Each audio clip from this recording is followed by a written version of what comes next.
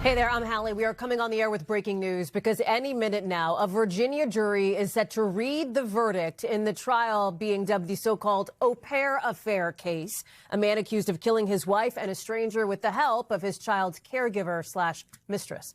This is a live look at the camera inside court right now. Prosecutors say Brendan Banfield came up with an elaborate plot to get his wife out of the picture by catfishing a stranger he and the au pair found on a fetish dating site. The goal, prosecutors say, was to frame that stranger for the murder that Banfield himself allegedly committed. But Banfield's attorneys say their client was just trying to protect his wife, and that the prosecution's case is based on a fabricated story that the au pair told them so that she could get a lighter sentence. We've got team coverage on this one. Misty Maris has our legal analysis. Gary Grumbach is outside court in Virginia here. And Gary, just a quick timeline question here. We expected this verdict to be read really any second. I assume that the jury will come in and then the judge will have them read it?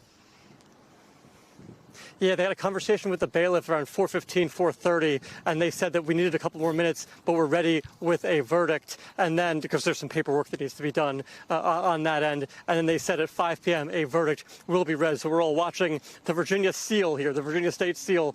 When that camera moves is when a judge will come in, when he'll call the jury in, and when the verdict will be read. Now, remember what he's charged with here. He's charged with 2 counts of aggravated murder. He's charged with owning a firearm and using a firearm in the commission of a felony, and he's charged with several counts of child abuse as well. And here we go. This camera is moving. Gary, thank you. We are seeing now Brendan Banfield walk in, take his seat, and the courtroom proceedings are beginning. It sounds like it is largely just the tee-up. Let's listen in for a second, Misty, before I get to you.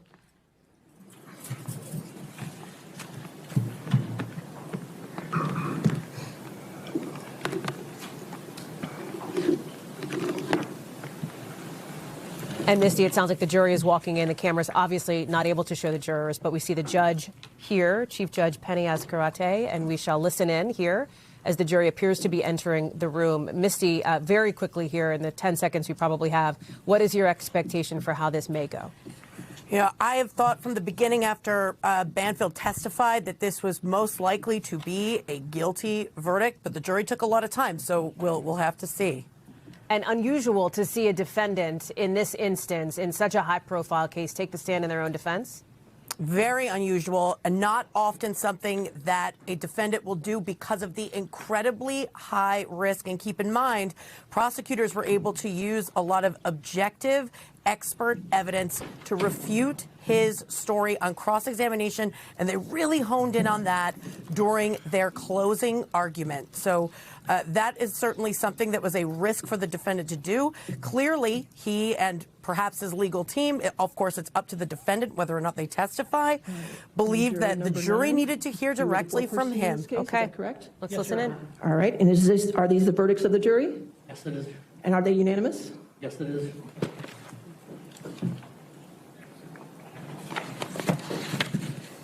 In criminal case number FE 2024-666, count 1, we, the jury on the issue, join in the case of the Commonwealth of Virginia versus Brendan Robert Banfield, defendant, find the defendant guilty of aggravated murder of Joseph Ryan and Christine Banfield as part of the same act or transaction.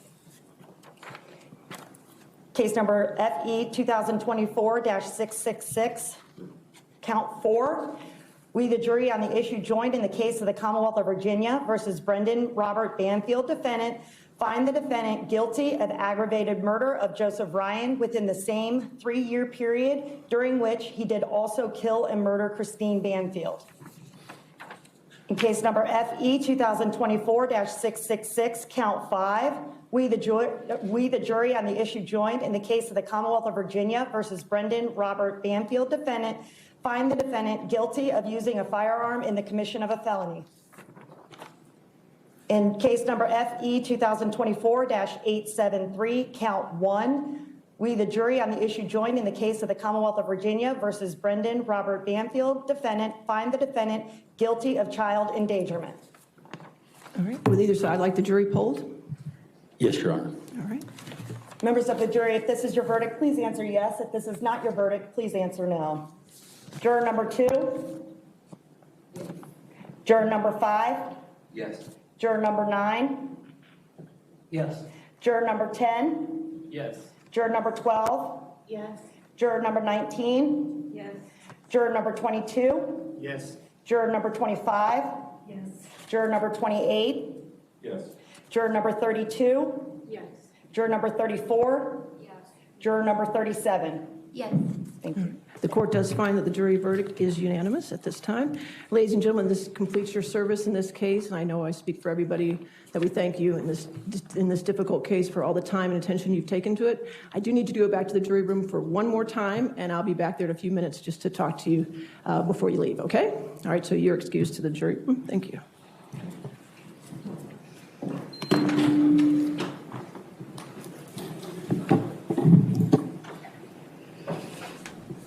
And you heard it there, Brendan Banfield guilty on the counts that he faced, including aggravated murder and the murder of his wife, Christine Banfield, and Joseph Ryan. You are taking a look now at some of the images from inside court. The judge has now dismissed the jury, and we're going to listen back in. I do find you guilty of aggravated murder on count 1 of 2024-666, and also count 4 of 2024-666, and count 5, commission of a felony with a firearm of 2024-666. Also on count 1 of 873 of child endangerment, I do find you guilty as found by the jury. Do you wish to have a pre-sentence investigation report, Mr. Carroll? Yes, Your Honor. All right, I'll order a pre-sentence investigation report for this case. What date did you want to set this for? I don't know what dates you would have available. I could set it for, do you plan to have victim impact statements, I Yes, ma'am. assume, Yes. and testimony? I mean, I could put it on, well, any day before July 1st. Understood. I'm retired then, so let's pick, is April far enough for you, Mr. Carroll? Your Honor, may I just look at my schedule? Sure. Would there be a particular date? April 17th is my sentencing day. Okay. Judge, that is the one day in April we would not. Can't do, okay. Well, we can make it a different date in April. I mean, I do have March 20th, but that might be too quick.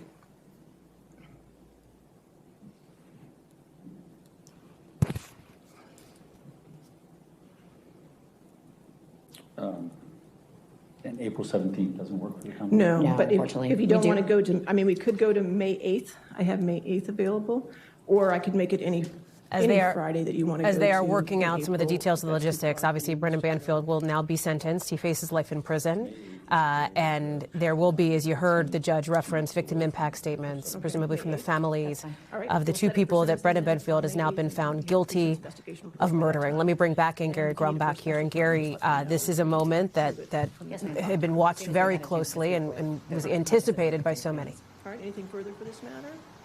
Yeah, this was a charge, aggravated murder, that required the jury to find that he was participated in willful, deliberate, and premeditated murder with a specific intent to kill. So they had to check a lot of boxes there. That's perhaps why it took up to 9 hours of their deliberations to get through that, just to understand exactly what happened in the bedroom of the Banfield residence back in 2024. Banfield did testify in his own defense in this case.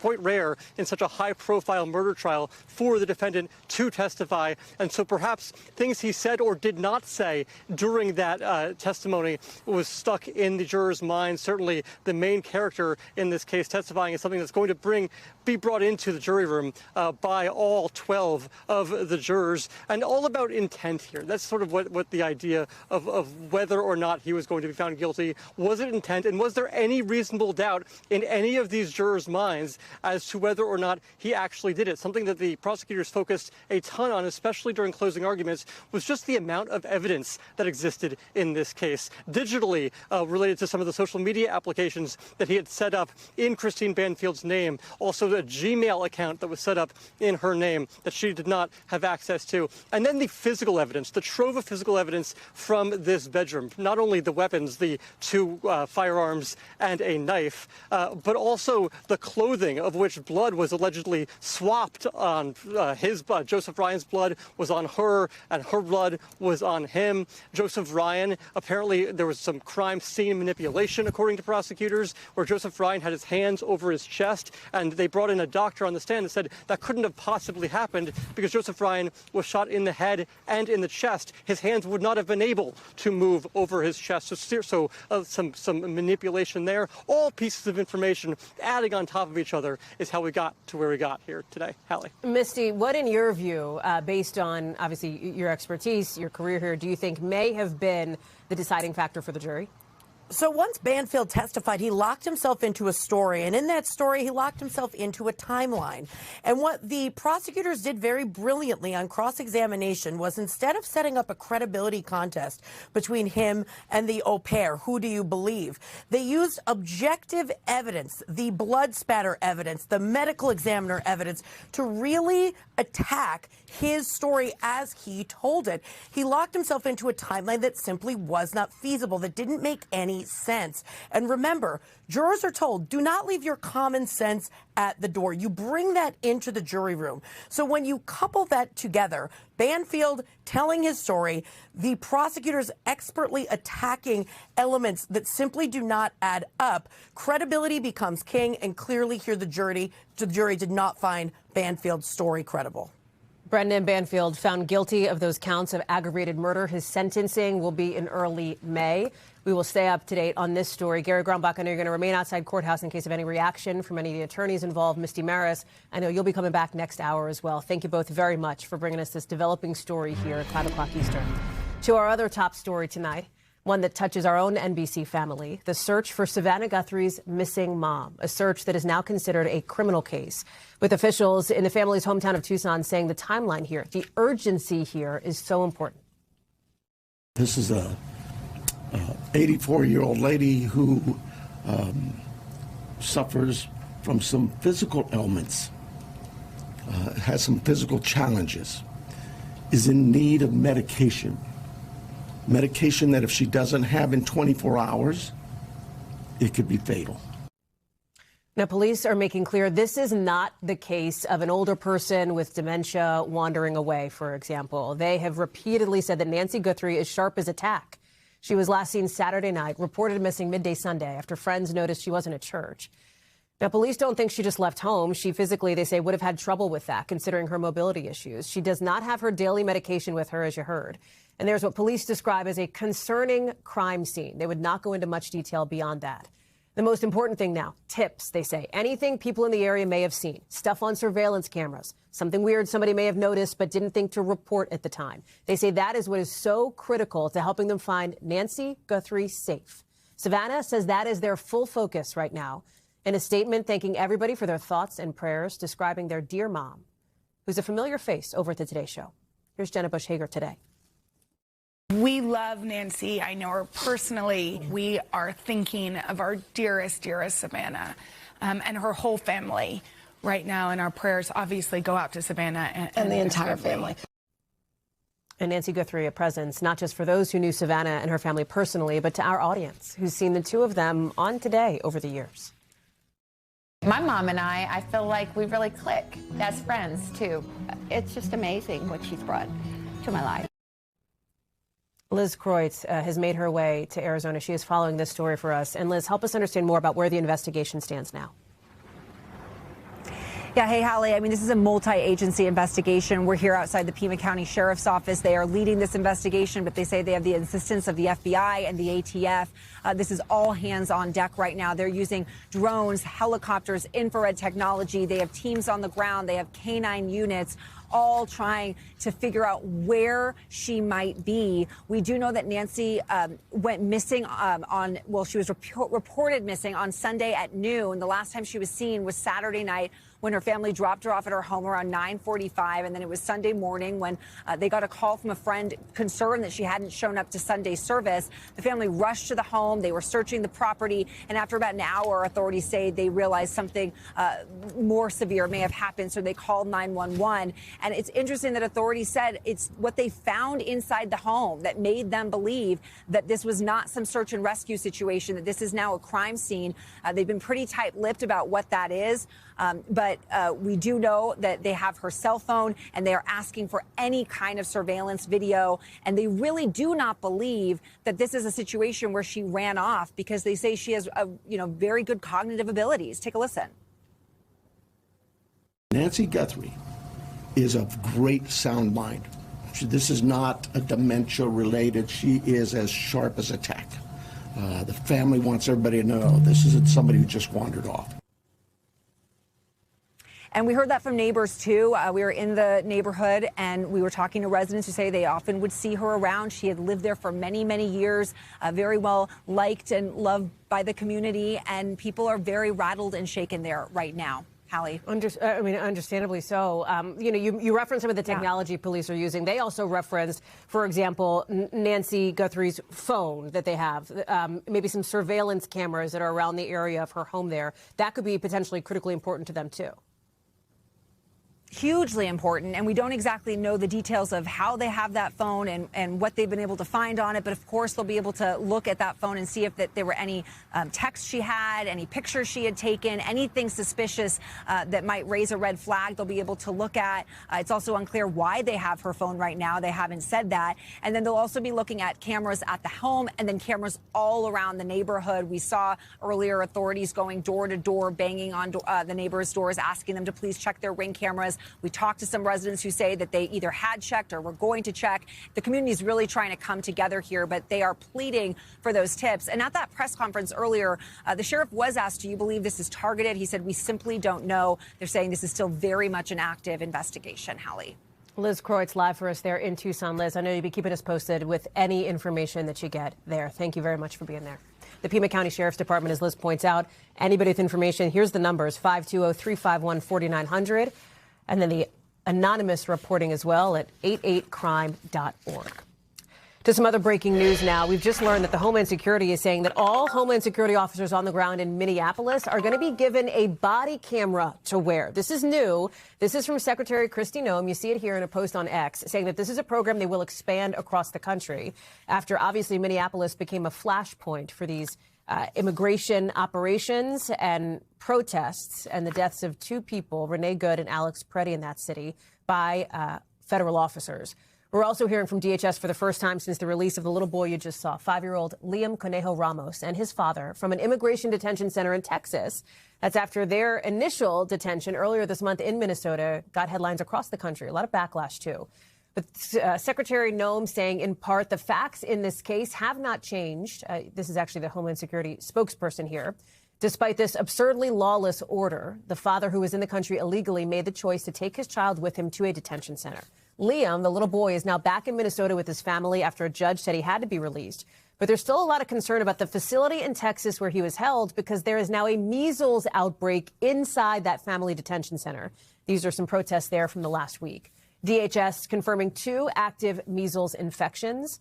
Texas doctors say that has the potential, if it spreads, to overwhelm health systems there. Maggie Vespa is in Minnesota for us now. And there's a lot here, Maggie, in what has become really a sort of a sprawling story over the course of the last 3 weeks or so. This move from Secretary Noem, significant, and maybe the most significant thing she's done since Border Czar Tom Homan was brought in to kind of take charge of operations in that city.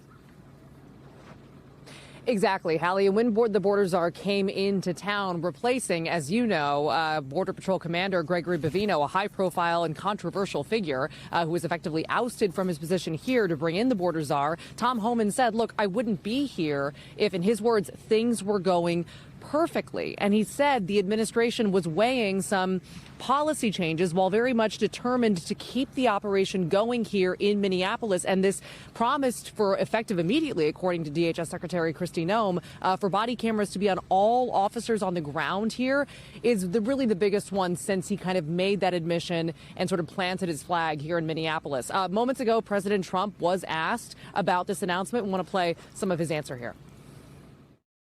Well, it wasn't my decision. I would have, I leave it to her. They generally tend to be good for law enforcement because people can't lie about what's happening. So it's generally speaking, I think 80% good for law enforcement.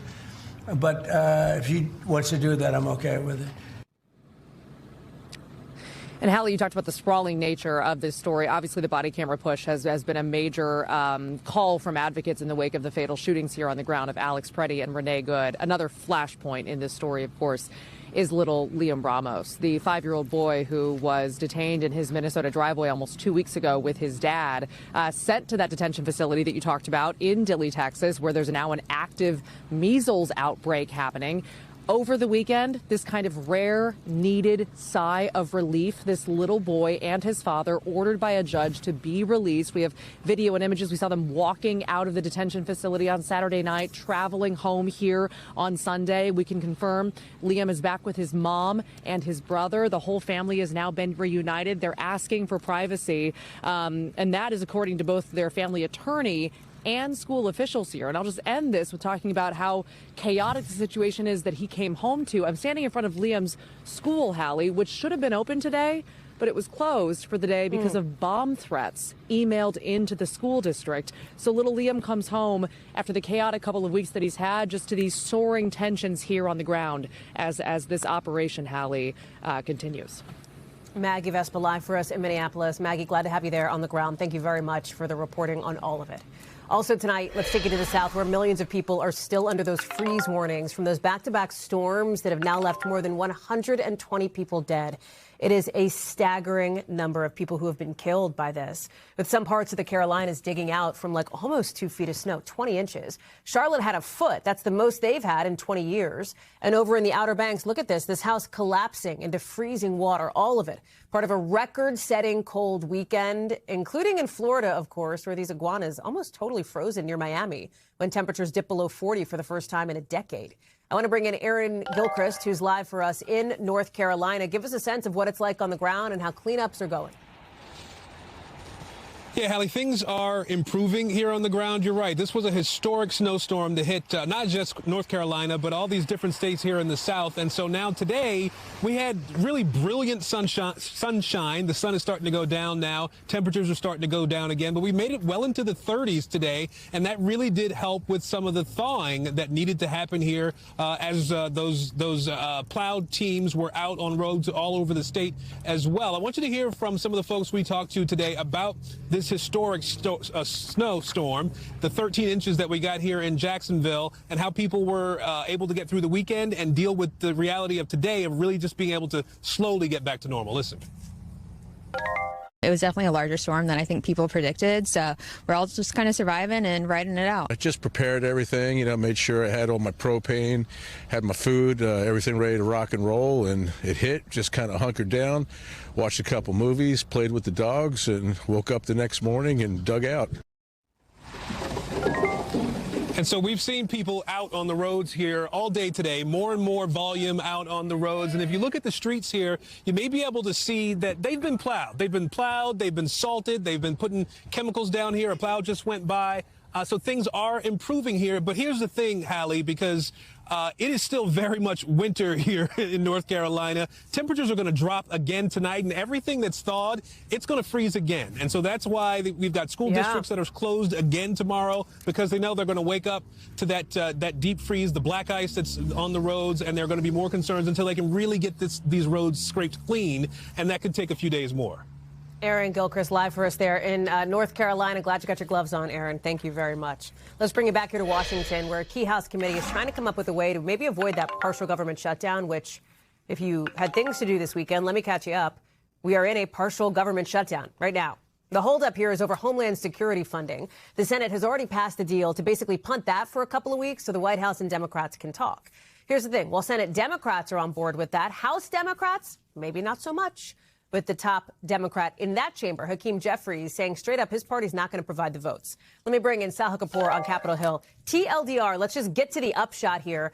Initially, when we were all chatting at the end of last week, it was like, hey, this shutdown's probably going to be pretty short-lived. Maybe by tomorrow, Wednesday, it's going to be over. They're going to vote. They're going to get it done. Is that still the operating assumption?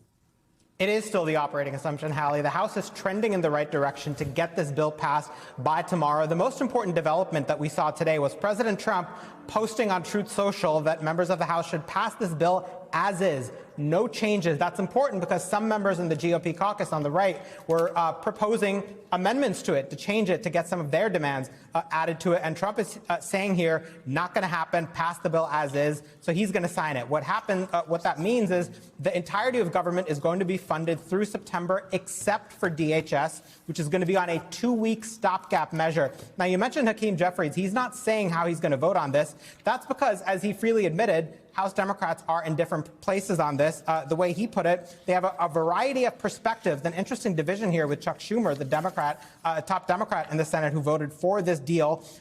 In the House, there's Benny Thompson, the ranking Dem on Homeland Security, that committee that oversees DHS. He led a letter saying not one penny, whereas Rosa DeLauro in the Rules Committee right now saying she will support this package, that those 2 weeks that Democrats will get as a result of it are enough for them to press their demands to make the changes that they want, or at least force Republicans to acquiesce to some guardrails on ICE and CBP. Whether they'll get there remains to be seen.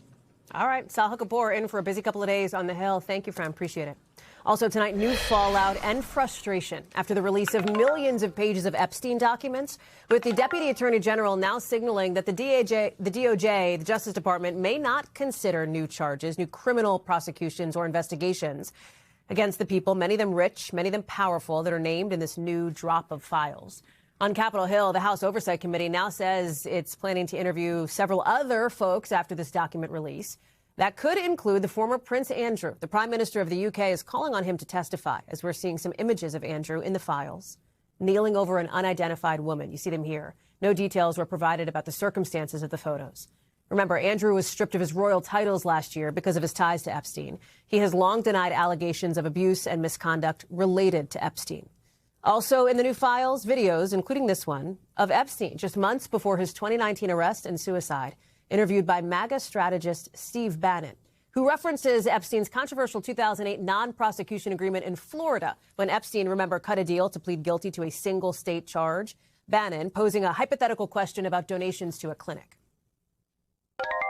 Tier 1. Was tier 1's the highest and worst? No, I'm the lowest. I'm the lowest. You're the lowest. Okay, tier 1, you're the lowest. But a criminal. Yes.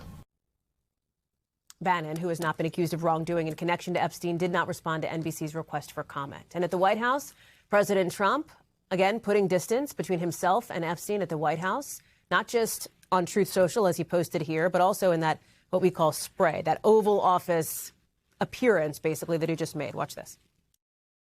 He made a statement about me and Jeffrey Epstein. I have nothing to do with that. I have nothing to do with Jeffrey Epstein. That's a reference to what Trevor Noah said at the Grammys last night, with the president threatening to sue Noah, the comedian who hosted the Grammys. The president has never been accused by officials of crimes in connection to Epstein. We've got team coverage tonight. Ralph Sanchez is standing by with The View from London, but I want to start with Ryan Nobles here in Washington. And what is remarkable here, and I know that you have done so much work as well, looking at the files that are now out, the reach that the connections, the reach of the connections across, politics, the royal family, sports, tech, business, academia, it goes on, including this connection, this tie to a pretty popular wellness doctor who people may know, who's now apologizing for his ties to Epstein. Peter Attia, he's probably somebody that's popped up in your Instagram feed at some point telling you how to live a better life, and someone who's pretty prominent in the health and wellness space. He repeatedly appears in these Epstein files, having all kinds of lewd and kind of uncomfortable conversations when you read them back with Jeffrey Epstein, making just awful comments about women's body parts and things along those lines. And Attia recognizes the fact that this was a problem. He put out a statement earlier today and said that I apologize and regret putting myself in a position where emails, some of them embarrassing, tasteless, and indefensible, are now public. That is on me. I accept the reality and the humiliation that comes along with it. What that could potentially be is not clear. He's recently been signed as a contributor at another news network. So this is an example, though, the through line here, rich and powerful men who had a connection to Jeffrey Epstein. Ryan, thank you very much. Ralph, let me go to you because, one of those men, of course, is, we got to say, former Prince Andrew. As we noted, he was stripped of his titles. Talk about some of the material that is out as it relates to Andrew and this sort of rather extraordinary comment from the Prime Minister there suggesting that Andrew should testify here in Washington. Yeah, so the British Prime Minister, Keir Starmer, on the way back from a trip to China, said, look, Andrew should appear in front of Congress. He should answer their questions. He should tell them everything he knows about his relationship with Jeffrey Epstein. And that is major because, Hallie, when Andrew was still a sort of member of the royal family with official titles. The British government just would not comment about it at all. But you'll remember he was stripped of those titles at the end of last year by King Charles. He's now living in disgrace in a private residence in the east of this country. And the British government no longer feels that they need to hold back. You could tell the British Prime Minister was very frustrated that he was being asked about this. And he is saying that Andrew should give answers. Now, this is a little bit complicated. If Andrew was an American citizen, if he was in the U.S., Congress could subpoena him. They could force him to testify. They cannot do that because he's over here. But if they did issue a call for him to show up, then it would be quite difficult for him potentially to travel to the United States and not answer that demand. So we will see what comes of that. The feeling is Andrew is not commenting on these latest revelations. He's keeping his head down. Very unlikely he would voluntarily go in front of any kind of congressional committee. You mentioned there are these new photos of him kind of crouching over this woman. We don't know exactly what the circumstances were there, but it is just adding to the embarrassment around the disgraced prince. Hallie. Raf Sanchez live for us in London. Raf, thank you very much. Some survivors of Jeffrey Epstein's abuse pointing out missing redactions in the new files, including Danny Bensky, who says she was infuriated to see her own name, her own address, her own phone number unredacted. I thought it was carelessness, and then I went to incompetence, and now it feels a bit deliberate. I feel like the Department of Justice has really made us feel unsafe. An attorney for some survivors tells NBC News that she personally reported violations on behalf of more than 50 survivors so far. And in a letter describes some clients, Jane Does, who never planned on going public, who now say they're facing harassment and death threats. The DOJ in a new court filing writing it has worked, quote, all hours through the weekend from the point when the first victim-related concerns were raised, saying it's taken down thousands of documents that included victim-identifying information. I want to bring in now somebody who may be familiar to our viewers, Annie Farmer, a survivor of Jeffrey Epstein's abuse. Annie, thank you very much for being here. Thanks for having me. Of course. Let me start with how you are doing after the course of the events of the last several days here. How are you feeling as we're hearing from some of your fellow survivors? It's been a really heavy few days, and I'm at this point, I think I'm feeling really most of all angry about the way that this has unfolded. I mean, there's been a lot of information that's come out, some of which we really wanted to have light shed on, but the fact that it's been done in such, I'd say, beyond careless way, where people have been endangered because of it, is really horrifying. Can you describe what your biggest concerns are with the way that this process has unfolded? I just right now don't believe that the leadership at the DOJ had any intention of following through with what they told us over and over. There was so much lip service from this administration about protecting victims. But when you know there's been 40 images, nude images of potentially girls and young women that have been included, completely unredacted, and you see entire lists of victims that are completely unredacted, it's hard to believe this was anything other than that it was intentional. That's a reference, of course, to the New York Times reporting, Annie, that found what they say were dozens of these unredacted nude images of young women, potentially teenagers. The Times says that they did report those images to the Justice Department. And as you heard, the DOJ says that it is working to take down anything that is not redacted and should be, and it has done so over the weekend. I wonder what it was like for you going through these files, looking at them. I don't know if you saw any of your identifying information of people that you know as you were looking through this. Yes, yeah. I mean, I found my own, date of birth, my own phone number, but was also just really disturbed to see evidence of names of people that I knew did not want to be public that were included, and also just like really, intimate details of people's lives that did not need to be included and were the kinds of things that the law outlined that said would not be included. So, and once something is out there in a digital way, they can take it down. But as we know, the damage has been done, and it's really upsetting. Annie, do you feel protected by the government? No. What would you need to feel that way? It's hard to imagine what this administration and this DOJ could do. I mean, I think right now what we want is them to follow the law and to be extremely responsive, to these things as they're brought to their attention. I know that they've made it, in some cases, really difficult, jumping through a lot of hoops to get these things addressed. So I think, I know I'm not alone in feeling outraged by this, and I hope that they feel that from the American people and that they respond accordingly. What are your next steps here, then?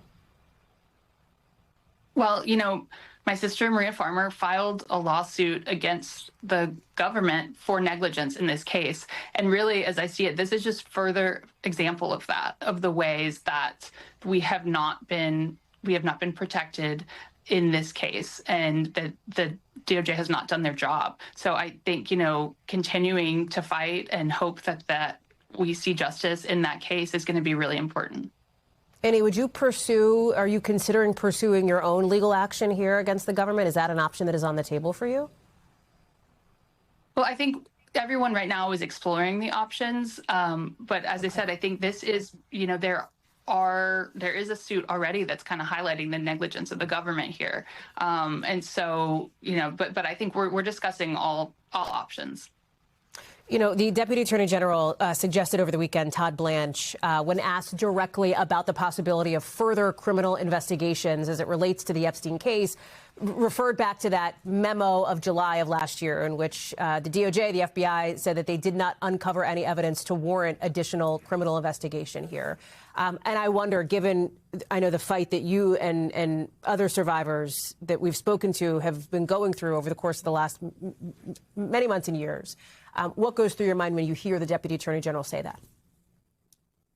I'm not surprised, but I am disappointed. And I think that he also said, now people can see whether we did our jobs or not. I think it's very clear. It's now on display for the world to see that they did not do their jobs. And you can find, I found myself Virginia Roberts Giuffre's testimony to the FBI in 2011, where she's naming other names. And I know that there's so many documents like that. What I didn't find was evidence of what they did to follow up and investigate those claims. And so until I see that, I think, I will be very confused about why no one else is being pursued in this case. So then what do you want the world to know, Annie, about your fight and the fight for the women that I know you call your survivor sisters?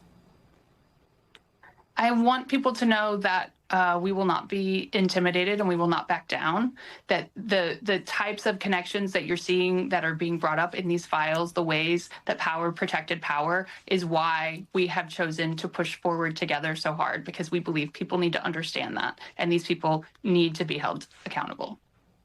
Annie Farmer, we're so glad to have you today. Thank you very much for your time and for being so open about the process that you are going through. Thank you. Thank you, Hallie. And we've got a lot more to get to here on the show as well, including what else we're learning about a gas explosion and a big fire at a medical building in New Hampshire, plus the measles scare at Disneyland, what officials want people to know.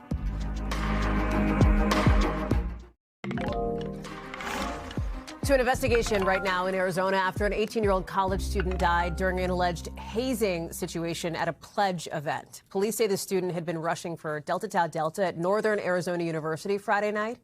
The 3 students have been arrested in connection with the death. These 3 here, they have not yet entered a plea. And what happened here sounds like it's part of a broader, ongoing issue with Greek life at some American schools across the country, with at least 122 incidents reported since the year 2000. Camila Bernal is joining us now. So with that context and with that background, talk to us about this fraternity in particular. Yeah, Hallie, so we know of at least 2 other incidents of hazing involving this fraternity in particular, one in Tulane University in 2025, the other at Ohio University in 2021. But like you mentioned, this is nothing new, especially even in Arizona that has been fighting against all of this. You see some of the people responsible there on your screen as they appeared in court. The reaction really has been shock and heartbreak, not just for the student who lost his life, but also for all of the students involved in in all of this. People were just shocked to hear the news of someone dying through one of these events. The university suspending the fraternity and actually releasing a statement saying that this is a devastating loss, and adding in that statement that they wanted to be clear that the safety and well-being of our students remain our highest priority. The fraternity also released a statement essentially saying that this does not go with their values. And I actually, about an hour ago, spoke to Jack Kololius's mother, and Jack was another student at ASU that also died as a result of one of these fraternity events where alcohol was involved. And Grace, his mother, was telling me, look, Jack's law is working because what she wants is individual people to be held accountable, because she says, you know, a lot of these students can blame the fraternity, can blame the fact that someone did it to them, so they're doing it to someone else. But the fact that you're holding people accountable because of Jack's law, this went into effect in 2022, and what it did is that it made hazing a criminal offense. So she says because of this, there's now going to be more people held accountable and more people who see this and possibly prevent this in the future. You see the states with anti-hazing laws around the country, but, you know, Jack's mother said every state needs to look into this and really try to take this into account to prevent this from also happening in the future. Hallie. Camila Bernal live for us with that investigation. Camila, thank you very much. Let's get you over to the 5 things our team thinks you should know about tonight. Number 1, 3 firefighters have been hurt so far responding to, look at this, what was a gas explosion and then just a really big fire at this medical building in New Hampshire. There was some kind of leak reported this afternoon. You could see smoke from a couple miles away. We're told that everybody who was inside the building has been accounted for, so some good news there. Number 2, 6 travel executives are under arrest in Nepal, accused of faking hundreds of rescues in the Himalayas. Officials say they used fake flight and medical records to scam insurance companies out of like $20 million.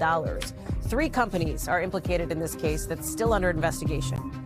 Number 3, folks in Orange County, California are being warned of potential measles exposure after somebody visited Disneyland while infectious. Officials say this international traveler was at Goofy's Kitchen, Disneyland Park, and California Adventure on January 28th. So if that is ringing any bells for you, you're urged to go check for symptoms, get your vaccination status checked too. Number 4, did you catch the Grammys last night? Bad Bunny making history, the first Spanish language album to win Album of the Year. He was so emotional when his name was announced, if you saw it. The album is really a tribute to Puerto Rico and his love for Puerto Rico. It's a huge week for Bad Bunny. As you probably know, he's doing the Super Bowl halftime show on Sunday. What channel is that on again? Oh my, you guys, that's NBC. We shall be watching. Number 5. If you're already sick of winter, welcome to the club. Bad news from Punxsutawney Phil. He saw his shadow on this Groundhog Day, predicting 6 more weeks of winter. You can see a lot of folks gathered in Western PA, giving Phil a mixed reception when he came out of his burrow. This is not based in science, I think we can feel comfortable saying, but, you know, it is a tradition. So, carry on. Also got to get you tonight here in Washington some developing news after that FBI raid of an elections office in Georgia. 2 sources are telling us that the Director of National Intelligence, Tulsi Gabbard, facilitated a call between President Trump and FBI agents around or about that raid. Remember, the search initially was related to the president's election fraud lies back in 2020 related to Georgia. He says that that state was stolen from him. It was not. And Democrats have raised a lot of questions about why Gabbard is even involved in this in the first place. Similar questions from officials in Fulton County who say they plan to sue the Trump administration over how it's handling these sensitive election records that were seized. They say that they want to keep certain documents in Georgia to protect voter information. Let me bring in Ryan Riley, who's joining us now. Explain this to people, because the news, even the word that the president was on this call facilitated by Tulsi Gabbard with FBI agents, was in and of itself, you know, is eyebrow raising a cliche? It is, but it was. Explain why. I think a nightmare for prosecutors would be a good way to explain that. Just because if you were to ever get to any sort of case, basically what you're talking about is the President of the United States talking directly to witnesses in a case. So then he becomes sucked into this case. And the idea that you have someone who is not in domestic law enforcement, i.e. Gabbard, being involved in this just is outside the bounds. It's not what is supposed to happen under law. She's not supposed to be involved in domestic law enforcement like this. So then what is going to be the purview of her role moving forward? Great question. I mean, the fact that she was there in the first place also makes her a potential witness to whatever would go forward to. And I know I'm like a dog with a bone on the statute of limitations, but that is the main thing that I think really people should keep in mind when they are thinking about this investigation is the statute of limitations. Because if it didn't happen within 5 years, within the past 5 years, you really can't charge it as a crime unless you allege there is some sort of ongoing criminal conspiracy sometime within the past 5 years. So when you're thinking about any questions around, if you were to accept the premise that there should have been something to investigate in 2020, the president's team had a good year to do that before then when they actually had within the statute of limitations that they could have investigated. Right now, we're outside of the statute of limitations. 2020 was a long time ago. It's more than 5 years ago. And so it just doesn't fall within the criminal statute that you typically see under federal law. What about these developments that you're reporting on related to this Trump ally who is supposed to, so to speak, prosecute the prosecutors in this quote unquote weaponization thing that DOJ was trying to push? He's out of a job or out of this job, I guess? He got pushed out of this job, yes. Okay. So he's still going to be the pardon attorney, but the weaponization role that he was taking before is kaput. So he's done with that. Why? It's unclear exactly, but there was a lot of tension between him and the Deputy Attorney General, Todd Blanche, in this case. Okay, Ryan Riley, plenty for you to cover on your beat at the Justice Department. Ryan, thank you very much. A lot more ahead for us tonight, including a high-speed chase in California that ended in the ocean. We've got more of that video. Look at that next.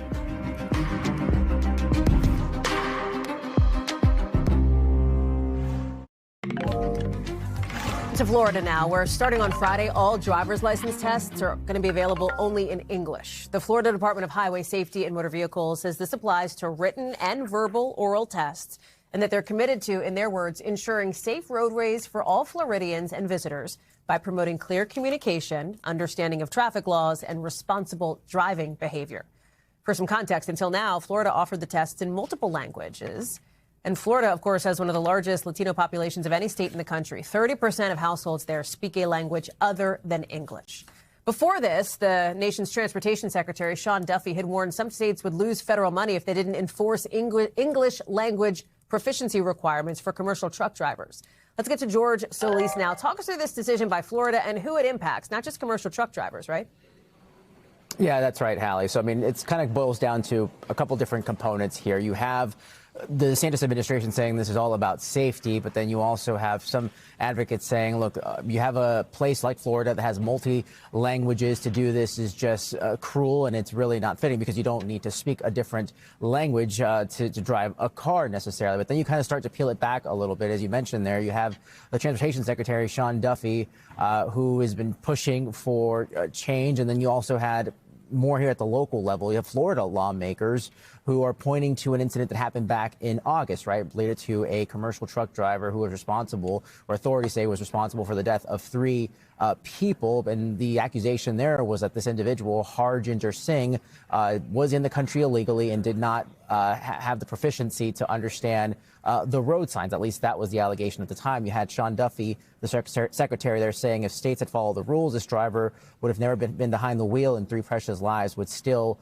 be with us. So now you have, again, kind of backing out from what's happening at the federal level to here at the local level. You have the DeSantis administration saying that they're going to make this change now to only have the test both written and orally in English here. And it's, of course, upsetting a lot of people who, again, have said, I don't need to speak English to drive a car necessarily. So it's obviously going to create a lot of fallout here, Hallie, and we have yet to see all of it. But once this takes place on Friday, we'll certainly be following it.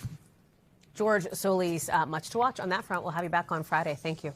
NBC News covers hundreds of other stories every day, and because it can be tough to read or watch or listen to them all, our bureau teams have done it for you. This is what they tell us is going down in their regions in a segment we call The Local. Out of our Northeast Bureau, the Coast Guard today is identifying the 7 people lost at sea after a fishing boat sank off the coast of Massachusetts. Hundreds of people showed up at a memorial service overnight. The search and rescue team had made it through some rough waters after getting the call, but had to end the operation after 24 hours. Out of our Western Bureau, a high-speed chase in California ended with this, the suspect running into the ocean. Police say they pulled a car over for a violation, then found that it was stolen. So you're looking at the images of the chase here. The driver took off toward the beach. At some point, ditches the car. Look at this.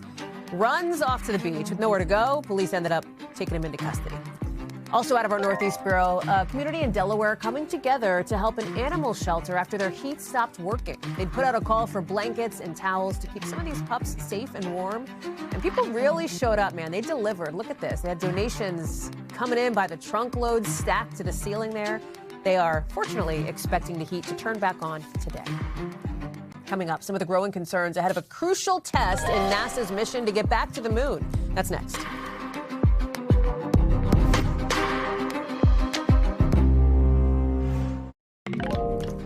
So NASA's running this big kind of dress rehearsal for one of its rockets today that could decide whether this mission to the moon this weekend happens, even with one former astronaut suggesting maybe that's not such a good idea. Here's the Artemis 2 rocket earlier, testing out fuel tanks for a mission that would send 4 astronauts around the moon as early as Sunday.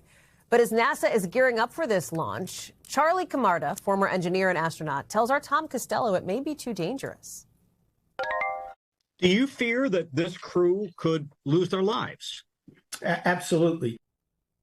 He says he's worried the heat shield on the crew's Orion spaceship could burn up when they're coming back to Earth.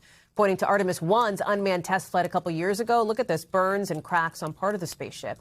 Now, NASA says they've made changes to make sure this doesn't happen this time around.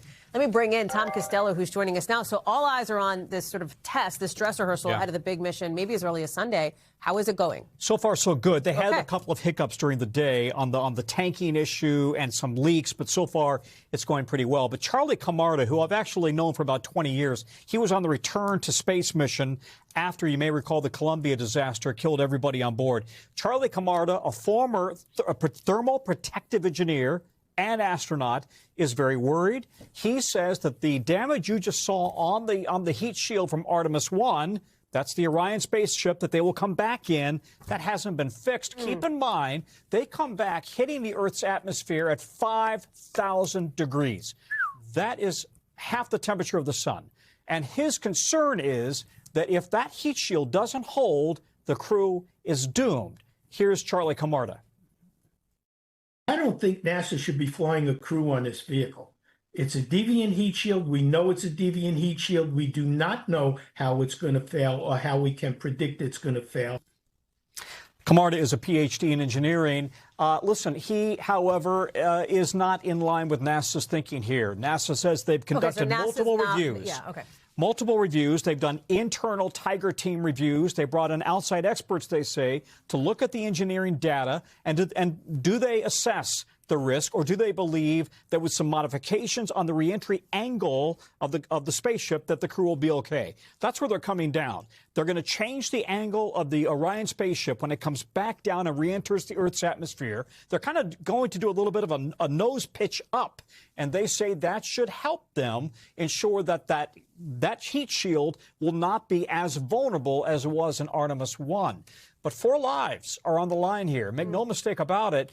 Yesterday on 60 Minutes, Commander Reed Weissman did say that he believes that this is a smart and a good change to ensure that they get back safely. But listen, this is the most vulnerable, one of the most vulnerable parts of this mission. There's no doubt about it. Real quick, when do you anticipate if this mission happens?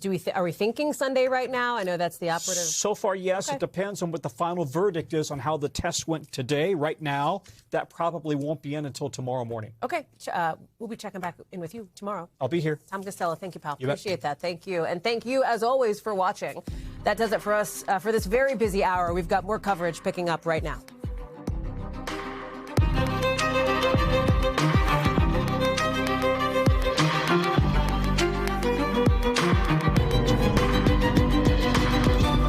We are coming on the air with a desperate search out of Arizona. The mother of our own Savannah Guthrie now missing, and police say timing is everything, calling the family's home a crime scene.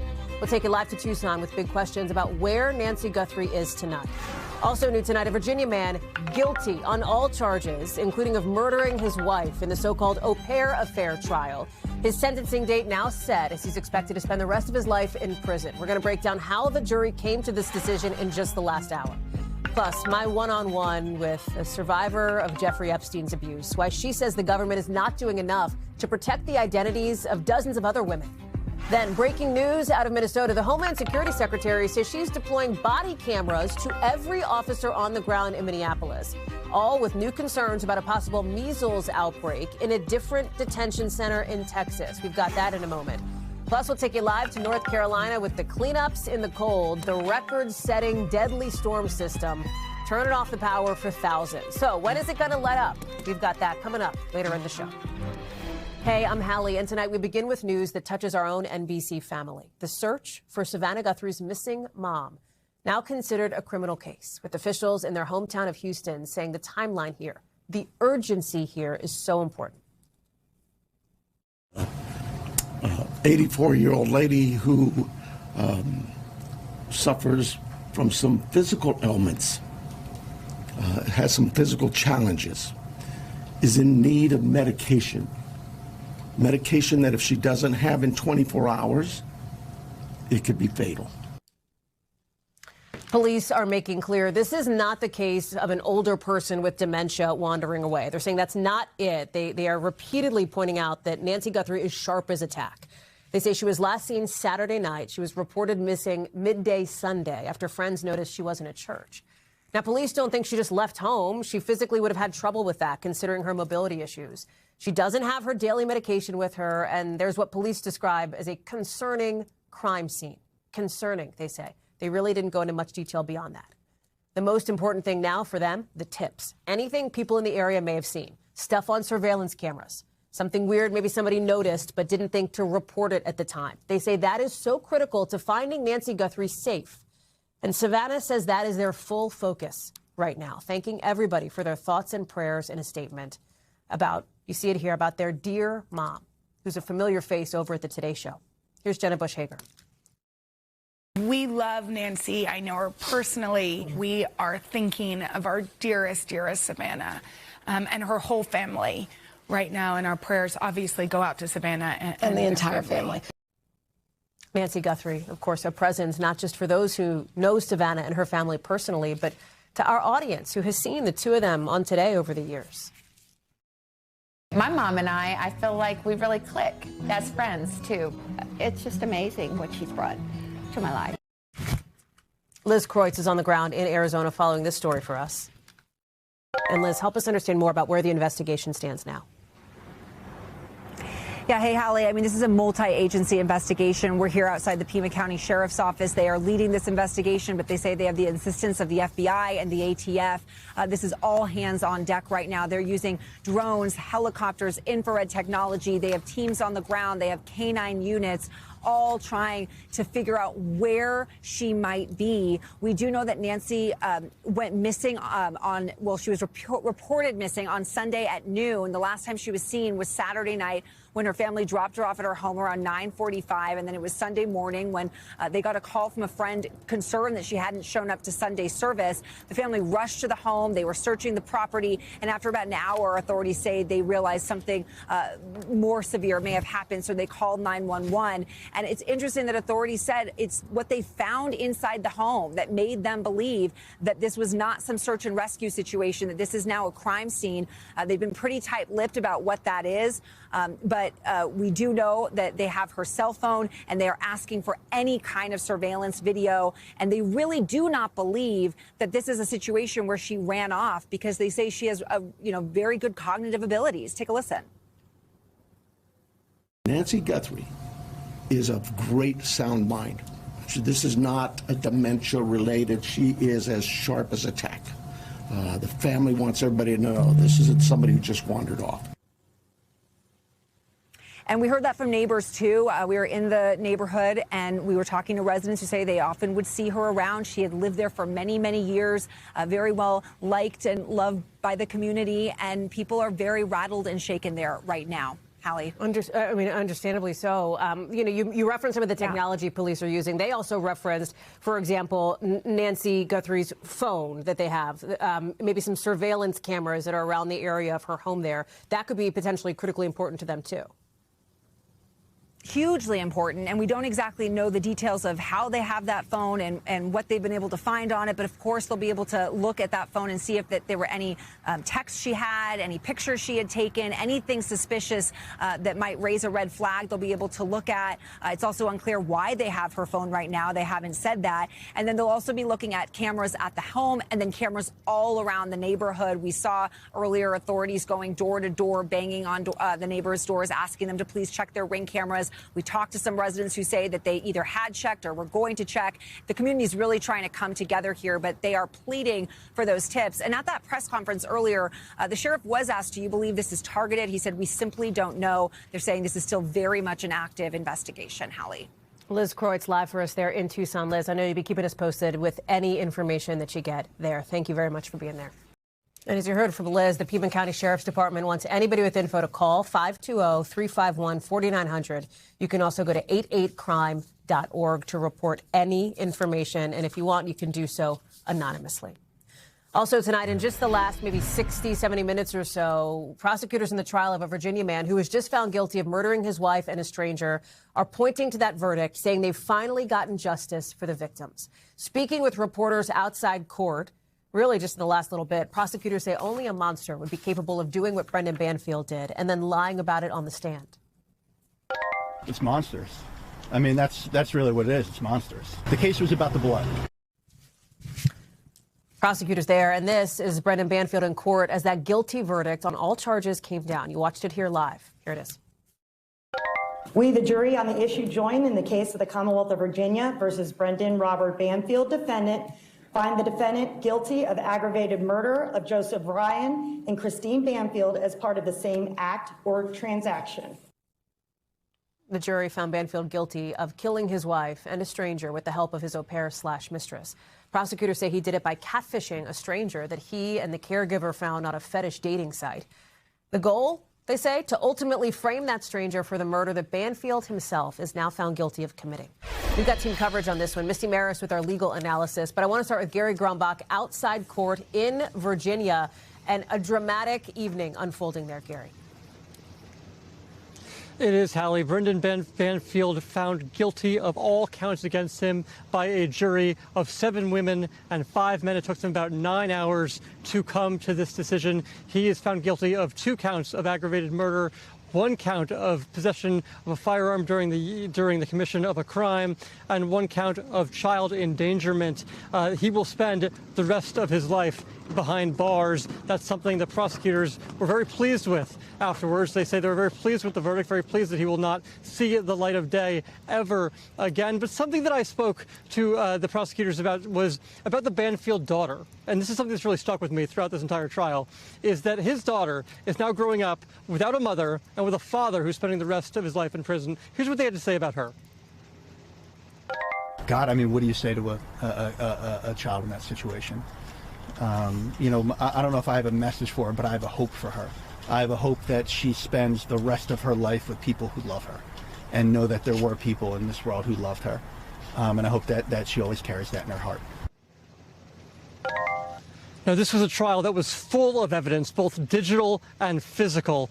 There was a significant amount of evidence in the bedroom itself where the crime took place, from the weapons, the knife, the gun, to the amount of blood and the blood on the clothing that was involved in this crime. And perhaps one of the things that the jury thought of the most when they were in the jury room was the explanation of Brendan Banfield when he was on the stand in his own defense. Hallie. It's super interesting. Gary, thank you. Misty, let me go to you here. Brendan Banfield taking the stand, as Gary points out, that just extraordinary moment that came at the very end of this trial.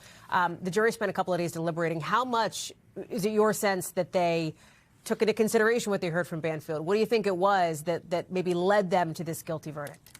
You know, once Banfield took the stand, it became all about his credibility. And something Gary referenced is his story of what happened on the day that Christine Banfield was killed.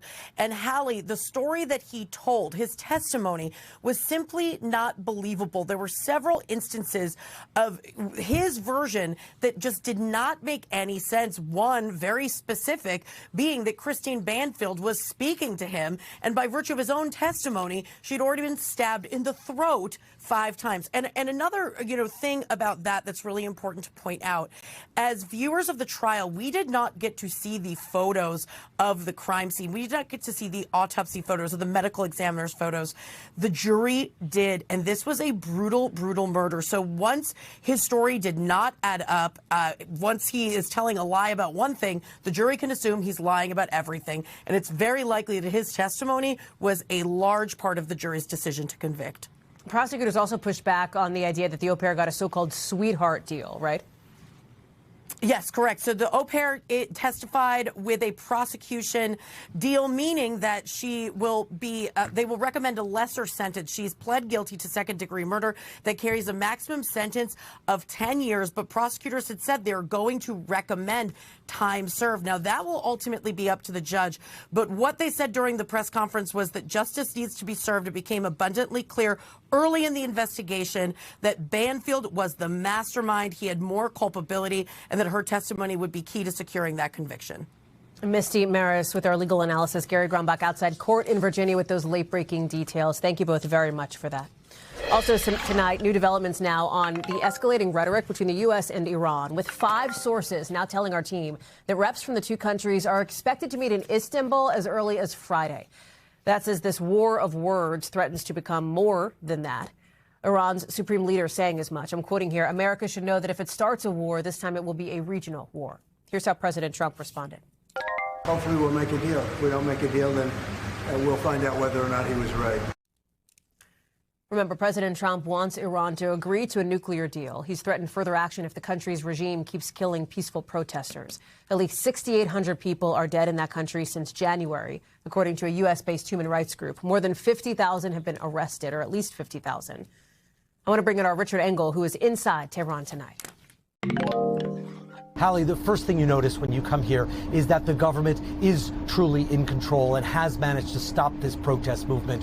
We didn't see any demonstrations. We didn't hear from any of the demonstrators. Instead, we saw extra security put on in some choke points here in Tehran, including Basij, those riot police that were so instrumental in going after and, in many cases, killing the demonstrators. We saw them today at in a main square. They were standing next to their motorcycles, ready to spring into action should any demonstrators decide to try and get this movement going again. But here in Tehran, many Iranians seem shocked. They seem afraid. People came up to me today, and they didn't want to go on camera, asking, is there going to be another war? Many Iranians are just now going back to the streets. They saw these mass demonstrations. They saw the government's crackdown. They saw this country cut off. For nearly 3 weeks, there was a total blackout in this country. Iranians couldn't even communicate with themselves, let alone with the outside world.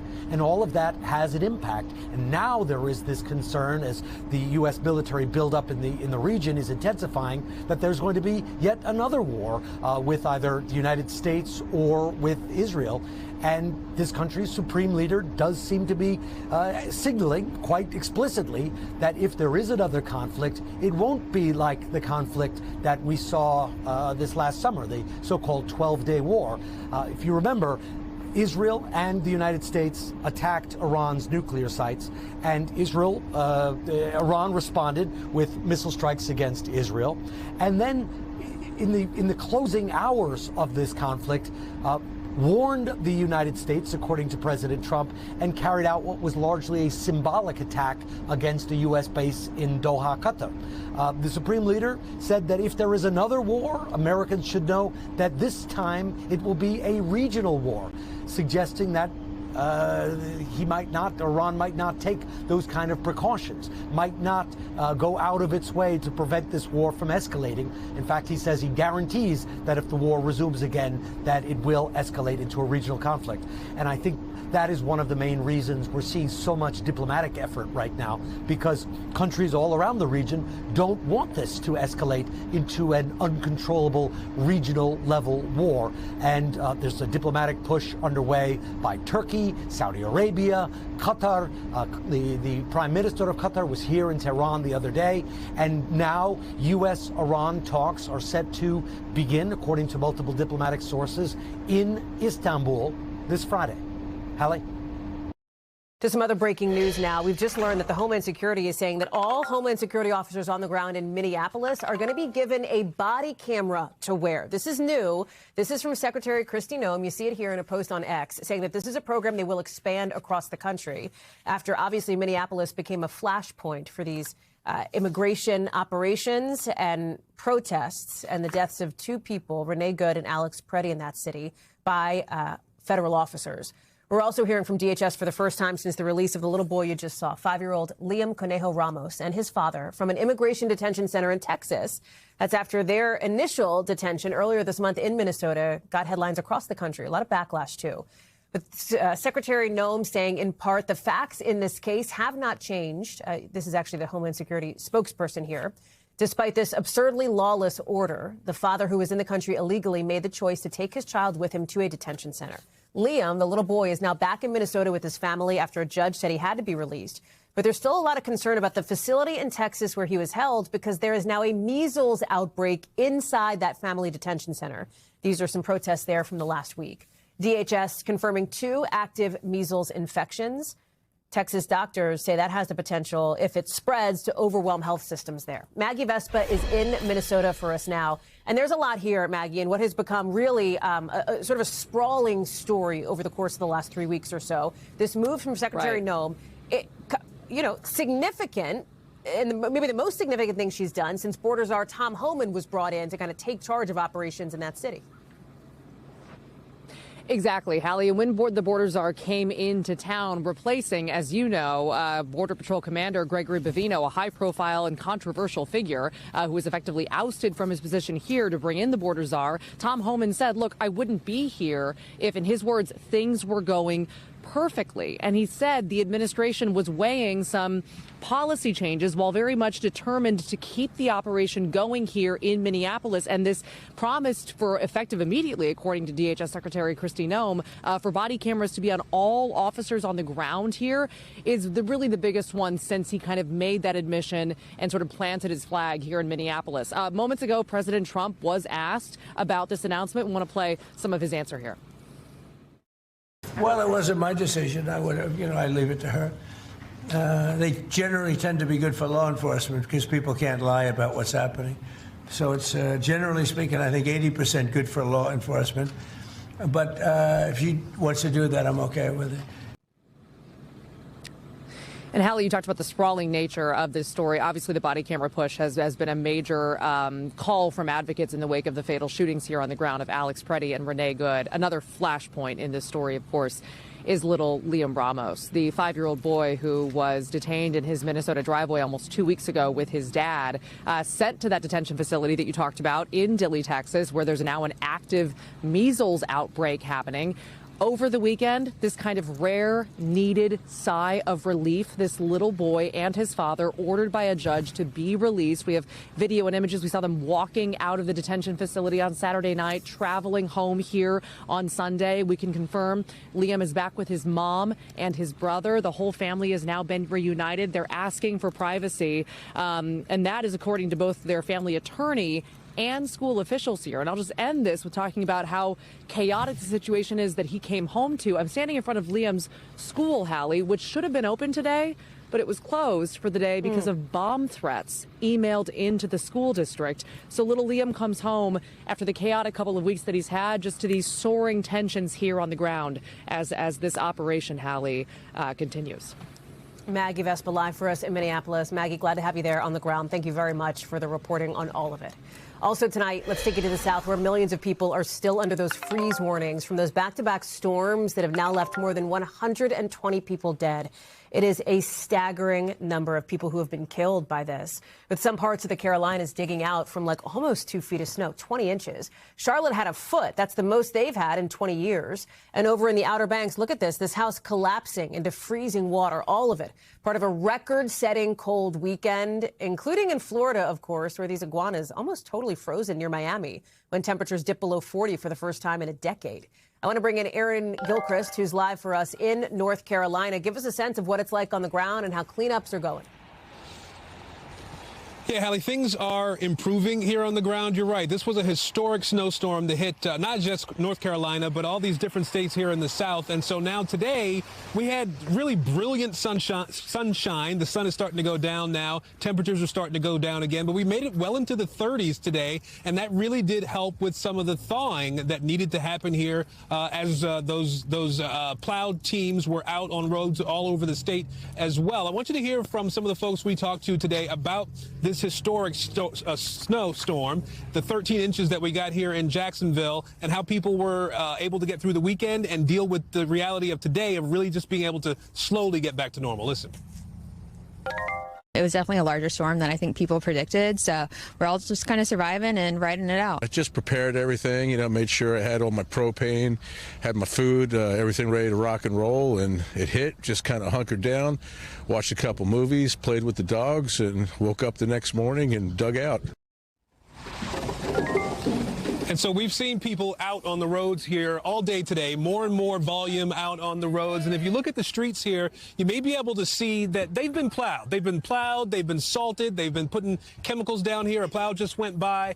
So things are improving here. But here's the thing, Hallie, because it is still very much winter here in North Carolina. Temperatures are going to drop again tonight, and everything that's thawed, it's going to freeze again. And so that's why we've got school districts that are closed again tomorrow, because they know they're going to wake up to that deep freeze, the black ice that's on the roads, and there are going to be more concerns until they can really get these roads scraped clean, and that could take a few days more. Aaron Gilchrist live for us there in North Carolina. Glad you got your gloves on, Aaron. Thank you very much. Let's bring you back here to Washington, where a key House committee is trying to come up with a way to maybe avoid that partial government shutdown, which, if you had things to do this weekend, let me catch you up. We are in a partial government shutdown right now. The holdup here is over Homeland Security funding. The Senate has already passed the deal to basically punt that for a couple of weeks so the White House and Democrats can talk. Here's the thing. While Senate Democrats are on board with that, House Democrats, maybe not so much. With the top Democrat in that chamber, Hakeem Jeffries, saying straight up his party's not going to provide the votes. Let me bring in Sahil Kapoor on Capitol Hill. TLDR, let's just get to the upshot here. Initially, when we were all chatting at the end of the last week, it was like, hey, this shutdown's probably going to be pretty short-lived. Maybe by tomorrow, Wednesday, it's going to be over. They're going to vote. They're going to get it done. Is that still the operating assumption? It is still the operating assumption, Hallie. The House is trending in the right direction to get this bill passed by tomorrow. The most important development that we saw today was President Trump posting on Truth Social that members of the House should pass this bill as is. No changes. That's important because some members in the GOP caucus on the right were proposing amendments to it, to change it, to get some of their demands added to it. And Trump is saying here, not going to happen, pass the bill as is. So he's going to sign it. What that means is the entirety of government is going to be funded through September, except for DHS, which is going to be on a 2-week stopgap measure. Now, you mentioned Hakeem Jeffries. He's not saying how he's going to vote on this. That's because, as he freely admitted, House Democrats are in different places on this. The way he put it, they have a variety of perspectives. An interesting division here with Chuck Schumer, the top Democrat in the Senate who voted for this deal. In the House, there's Benny Thompson, the ranking Dem on Homeland Security, that committee that oversees DHS. He led a letter saying not one penny, whereas Rosa DeLauro in the Rules Committee right now is saying she will support this package, that those 2 weeks that Democrats will get as a result of it are enough for them to press their demands to make the changes that they want, or at least force Republicans to acquiesce to some guardrails on ICE and CBP. Whether they'll get there remains to be seen. All right, Sahil Kapoor in for a busy couple of days on the Hill. Thank you, friend. Appreciate it. Also tonight, new fallout and frustration after the release of millions of pages of Epstein documents, with the Deputy Attorney General now signaling that the DOJ, the Justice Department, may not consider new charges, new criminal prosecutions or investigations against the people, many of them rich, many of them powerful, that are named in this new drop of files. On Capitol Hill, the House Oversight Committee now says it's planning to interview several other folks after this document release. That could include the former Prince Andrew. The Prime Minister of the UK is calling on him to testify, as we're seeing some images of Andrew in the files, kneeling over an unidentified woman. You see them here. No details were provided about the circumstances of the photos. Remember, Andrew was stripped of his royal titles last year because of his ties to Epstein. He has long denied allegations of abuse and misconduct related to Epstein. Also in the new files, videos, including this one, of Epstein just months before his 2019 arrest and suicide, interviewed by MAGA strategist Steve Bannon, who references Epstein's controversial 2008 non-prosecution agreement in Florida when Epstein, remember, cut a deal to plead guilty to a single state charge. Bannon posing a hypothetical question about donations to a clinic. Tier 1. Was tier 1's the highest and worst? No, I'm the lowest. I'm the lowest. You're the lowest. Okay, tier 1, you're the lowest. But a criminal. Yes. Bannon, who has not been accused of wrongdoing in connection to Epstein, did not respond to NBC's request for comment. And at the White House, President Trump, again, putting distance between himself and Epstein at the White House, not just on Truth Social, as he posted here, but also in that what we call spray, that Oval Office appearance, basically, that he just made. Watch this. He made a statement about me and Jeffrey Epstein. I have nothing to do with that. I have nothing to do with Jeffrey Epstein.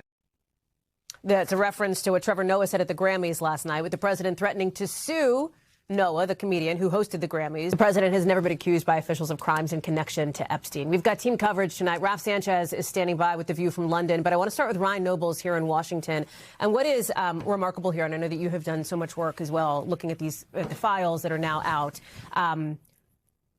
the reach that the connections, the reach of the connections across, politics, the royal family, sports, tech, business, academia, it goes on, including this connection, this tie to a pretty popular wellness doctor who people may know, who's now apologizing for his ties to Epstein. Peter Attia, he's probably somebody that's popped up in your Instagram feed at some point telling you how to live a better life, and someone who's pretty prominent in the health and wellness space.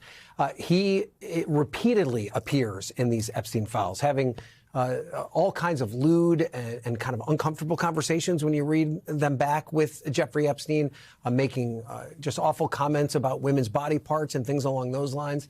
And Attia recognizes the fact that this was a problem. He put out a statement earlier today and said that I apologize and regret putting myself in a position where emails, some of them embarrassing, tasteless, and indefensible, are now public.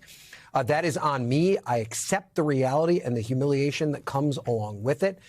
What that could potentially be is not clear. He's recently been signed as a contributor at another news network. So this is an example, though, the through line here, rich and powerful men who had a connection to Jeffrey Epstein. Ryan, thank you very much. Raph, let me go to you because, one of those men, of course, is, we got to say, former Prince Andrew. As we noted, he was stripped of his titles.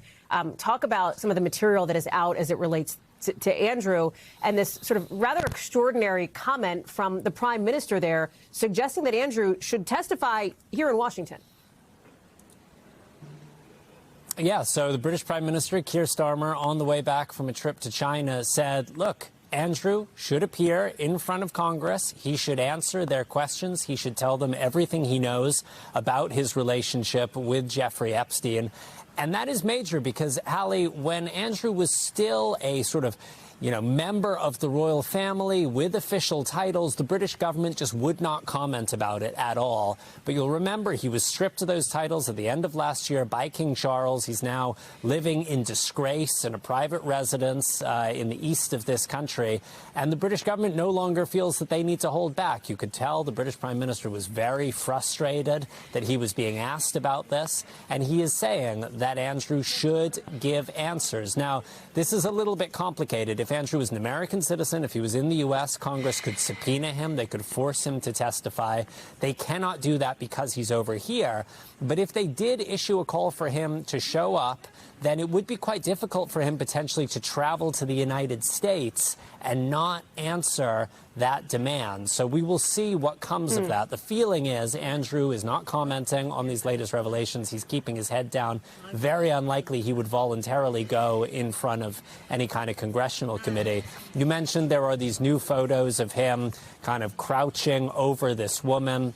We don't know exactly what the circumstances were there, but it is just adding to the embarrassment around the disgraced prince. Hallie. Ralph Sanchez live for us in London. Ralph, thank you very much. Some survivors of Jeffrey Epstein's abuse pointing out missing redactions in the new files, including Danny Bensky, who says she was infuriated to see her own name, her own address, her own phone number unredacted. I thought it was carelessness, and then I went to incompetence, and now it feels a bit deliberate. I feel like the Department of Justice has really made us feel unsafe. An attorney for some survivors tells NBC News that she personally reported violations on behalf of more than 50 survivors so far. And in a letter describes some clients, Jane Doe's, who never planned on going public, who now say they're facing harassment and death threats. The DOJ in a new court filing writing it has worked, quote, all hours through the weekend from the point when the first victim-related concerns were raised, saying it's taken down thousands of documents that included victim-identifying information. I want to bring in now somebody who may be familiar to our viewers, Annie Farmer, a survivor of Jeffrey Epstein's abuse. Annie, thank you very much for being here. Thanks for having me. Of course. Let me start with how you are doing after the course of the events of the last several days here. How are you feeling as we're hearing from some of your fellow survivors? It's been a really heavy few days, and I'm at this point, I think I'm feeling really, most of all, angry about the way that this has unfolded. I mean, there's been a lot of information that's come out, some of which we really wanted to have light shed on, but the fact that it's been done in such, I'd say, beyond careless way, where people have been endangered because of it, is really horrifying. Can you describe what your biggest concerns are with the way that this process has unfolded? I just right now don't believe that the leadership at the DOJ had any intention of following through with what they told us over and over. There was so much lip service from this administration about protecting victims. But when you know there's been 40 images, nude images of potentially girls and young women that have been included, completely unredacted, and you see entire lists of victims that are completely unredacted, it's hard to believe this was anything other than that it was intentional. That's a reference, of course, to the New York Times reporting, Annie, that found what they say were dozens of these unredacted nude images of young women, potentially teenagers. The Times says that they did report those images to the Justice Department. And as you heard, the DOJ says that it is working to take down anything that is not redacted and should be, and it has done so over the weekend. I wonder what it was like for you going through these files, looking at them. I don't know if you saw any of your identifying information of people that you know as you were looking through this. Yes, yeah. I mean, I found my own, date of birth, my own phone number, but was also just really disturbed to see evidence of names of people that I knew did not want to be public that were included, and also just like really, intimate details of people's lives that did not need to be included and were the kinds of things that the law outlined that said would not be included. So, and when something is out there in a digital way, they can take it down. But as we know, the damage has been done, and it's really upsetting. Annie, do you feel protected by the government? No. What would you need to feel that way? It's hard to imagine what this administration and this DOJ could do. I mean, I think right now what we want is them to follow the law and to be extremely responsive, to these things as they're brought to their attention. I know that they've made it, in some cases, really difficult, jumping through a lot of hoops to get these things addressed. So I think, I'm not alone in feeling outraged by this, and I hope that they feel that from the American people and that they respond accordingly. What are your next steps here, then? Well, my sister, Maria Farmer, filed a lawsuit against the government for negligence in this case. And really, as I see it, this is just further example of that, of the ways that we have not been protected in this case, and that the DOJ has not done their job. So I think, continuing to fight and hope that we see justice in that case is going to be really important. Annie, are you considering pursuing your own legal action here against the government? Is that an option that is on the table for you? Well, I think everyone right now is exploring the options. But as I said, I think this is, there is a suit already that's kind of highlighting the negligence of the government here. And so, but I think we're discussing all options. The Deputy Attorney General suggested over the weekend, Todd Blanche, when asked directly about the possibility of further criminal investigations as it relates to the Epstein case, referred back to that memo of July of last year in which the DOJ, the FBI, said that they did not uncover any evidence to warrant additional criminal investigation here. And I wonder, given, I know the fight that you and other survivors that we've spoken to have been going through over the course of the last many months and years, what goes through your mind when you hear the Deputy Attorney General say that? I'm not surprised, but I am disappointed. And I think that he also said, now people can see whether we did our jobs or not. I think it's very clear. It's now on display for the world to see that they did not do their jobs. And you can find, I found myself Virginia Roberts Giuffre's testimony to the FBI in 2011, where she's naming other names. And I know that there's so many documents like that. What I didn't find was evidence of what they did to follow up and investigate those claims. And so until I see that, I think, I will be very confused about why no one else is being pursued in this case. So then what do you want the world to know, Annie, about your fight and the fight for the women that I know you call your survivor sisters? I want people to know that we will not be intimidated and we will not back down. That the types of connections that you're seeing that are being brought up in these files, the ways that power protected power, is why we have chosen to push forward together so hard, because we believe people need to understand that, and these people need to be held accountable. Annie Farmer, we're so glad to have you today. Thank you very much for your time and for being so open about the process that you are going through. Thank you. Thank you, Hallie. And we've got a lot more to get to here on the show as well, including what else we're learning about a gas explosion and a big fire at a medical building in New Hampshire. Plus, the measles scare at Disneyland. What officials want people to know.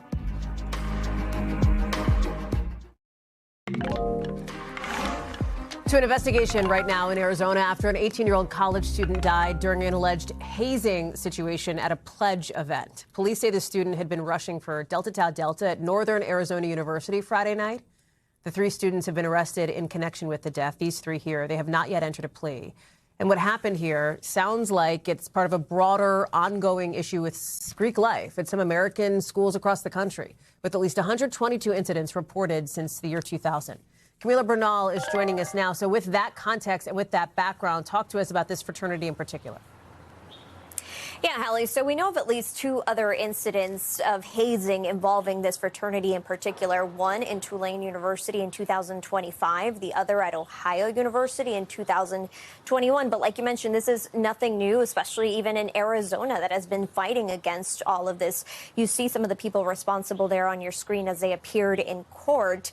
The reaction really has been shock and heartbreak, not just for the student who lost his life, but also for all of the students involved in all of this. People were just shocked to hear the news of someone dying through one of these events. The university suspending the fraternity and actually releasing a statement saying that this is a devastating loss, and adding in that statement that they wanted to be clear that the safety and well-being of our students remain our highest priority.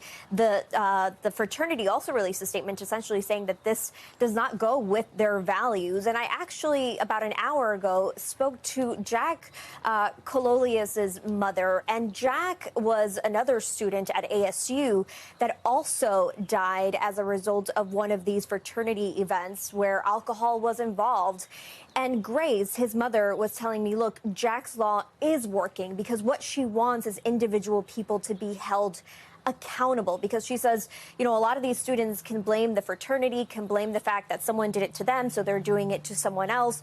But the fact that you're holding people accountable because of Jack's law, this went into effect in 2022, and what it did is that it made hazing a criminal offense. So she says because of this, there's now going to be more people held accountable and more people who see this and possibly prevent this in the future. You see the states with anti-hazing laws around the country, but, you know, Jack's mother said every state needs to look into this and really try to take this into account to prevent this from also happening in the future. Hallie. Camila Bernal live for us with that investigation. Camila, thank you very much. Let's get you over to the 5 things our team thinks you should know about tonight. Number 1, 3 firefighters have been hurt so far responding to, look at this, what was a gas explosion and then just a really big fire at this medical building in New Hampshire. There was some kind of leak reported this afternoon. You could see smoke from a couple miles away. We're told that everybody who was inside the building has been accounted for, so some good news there. Number 2, 6 travel executives are under arrest in Nepal, accused of faking hundreds of rescues in the Himalayas. Officials say they used fake flight medical records to scam insurance companies out of like $20 million. 3 companies are implicated in this case that's still under investigation. Number 3, folks in Orange County, California are being warned of potential measles exposure after somebody visited Disneyland while infectious. Officials say this international traveler was at Goofy's Kitchen, Disneyland Park, and California Adventure on January 28th.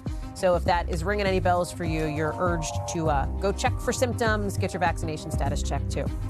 Number 4, did you catch the Grammys last night? Bad Bunny making history, the first Spanish language album to win Album of the Year. He was so emotional when his name was announced, if you saw it.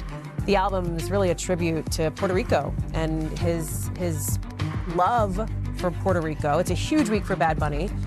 As you probably know, he's doing the Super Bowl halftime show on Sunday. What channel is that on again? Oh my, you guys, that's NBC. We shall be watching. Number 5, if you're already sick of winter, welcome to the club. Bad news from Punxsutawney Phil.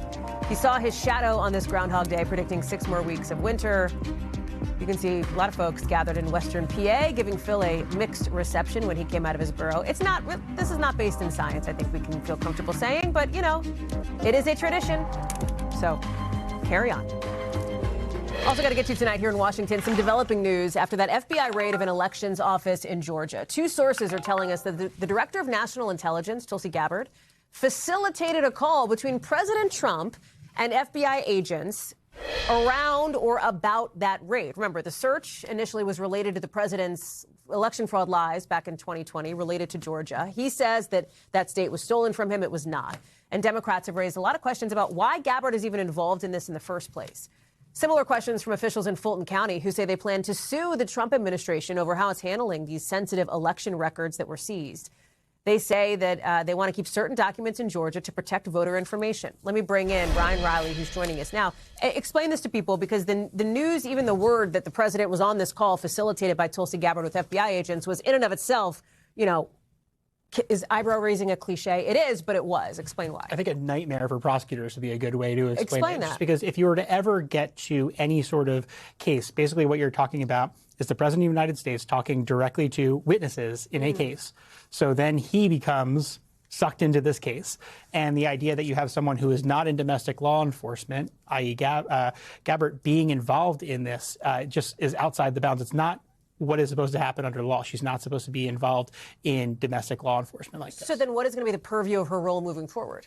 Great question. I mean, the fact that she was there in the first place also makes her a potential witness to whatever would go forward to. And I know I'm like a dog with a bone on the statute of limitations, but that is the main thing that I think really people should keep in mind when they're thinking about this investigation is the statute of limitations. Because if it didn't happen within 5 years, within the past 5 years, you really can't charge it as a crime unless you allege there is some sort of ongoing criminal conspiracy sometime within the past 5 years. So when you're thinking about any questions around, if you were to accept the premise that there should have been something to investigate in 2020, the president's team had a good year to do that before then when they actually had within the statute of limitations that they could have investigated. Right now, we're outside of the statute of limitations. 2020 was a long time ago. It's more than 5 years ago. And so it just doesn't fall within the criminal statute that you typically see under federal law. What about these developments that you're reporting on related to this Trump ally who is supposed to, so to speak, prosecute the prosecutors and this quote-unquote weaponization thing that DOJ was trying to push? He's out of a job, or out of this job, I guess? He got pushed out of this job, yes. Okay. So he's still going to be the pardon attorney, but the weaponization role that he was taking before is kaput. So he's done with that. Why? It's unclear exactly, but there was a lot of tension between him and the Deputy Attorney General, Todd Blanche, in this case. Okay, Ryan Riley, plenty for you to cover on your beat at the Justice Department. Ryan, thank you very much. A lot more ahead for us tonight, including a high-speed chase in California that ended in the ocean. We've got more of that video. Look at that next.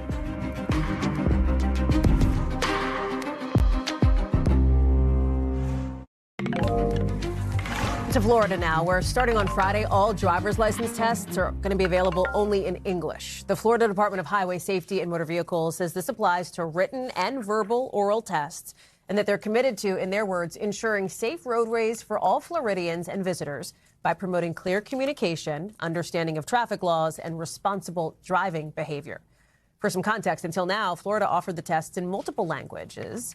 And Florida, of course, has one of the largest Latino populations of any state in the country. 30% of households there speak a language other than English. Before this, the nation's transportation secretary, Sean Duffy, had warned some states would lose federal money if they didn't enforce English language proficiency requirements for commercial truck drivers. Let's get to George Solis now. Talk us through this decision by Florida and who it impacts, not just commercial truck drivers, right?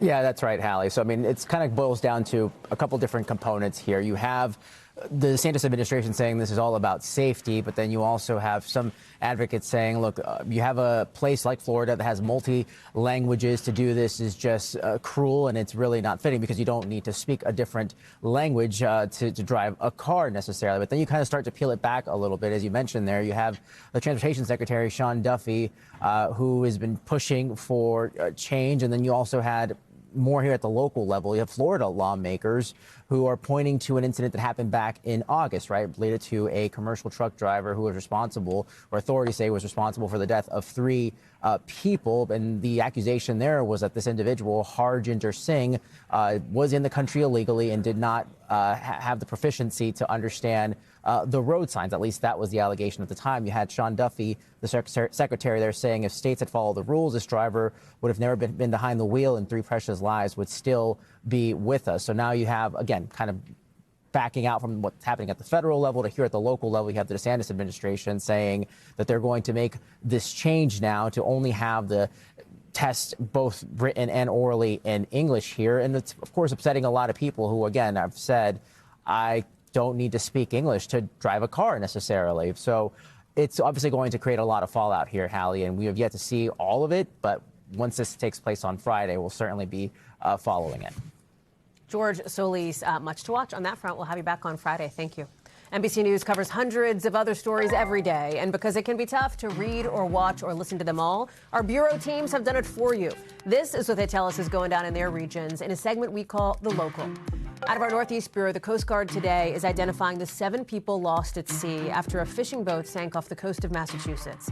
Hundreds of people showed up at a memorial service overnight. The search and rescue team had made it through some rough waters after getting the call, but had to end the operation after 24 hours. Out of our Western Bureau, a high-speed chase in California ended with this, the suspect running into the ocean. Police say they pulled a car over for a violation, then found that it was stolen. So you're looking at the images of the chase here. The driver took off toward the beach. At some point, ditches the car. Look at this. Runs off to the beach with nowhere to go. Police ended up taking him into custody. Also out of our Northeast Bureau, a community in Delaware coming together to help an animal shelter after their heat stopped working. They'd put out a call for blankets and towels to keep some of these pups safe and warm. And people really showed up, man. They delivered. Look at this. They had donations coming in by the trunk loads stacked to the ceiling there. They are fortunately expecting the heat to turn back on today. Coming up, some of the growing concerns ahead of a crucial test in NASA's mission to get back to the moon. That's next.